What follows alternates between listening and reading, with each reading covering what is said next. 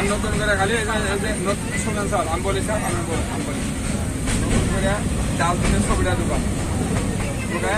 ওইখানে মোট total dustbin হলো 10টা অথবা হ্যাঁ সর্বমোট এত টাকা করে এত টাকা।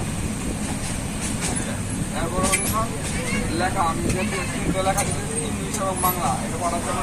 এইটা একটা স্লাইডে ঢুকে এটা রেখে আসছে একটা করবেন স্যারকে এই জিনিসটার নামটা কোনটা হবে স্যার বলে দেন তাহলে ওই নামের উপর আমরা স্টুডেন্টরা কাজ করবো।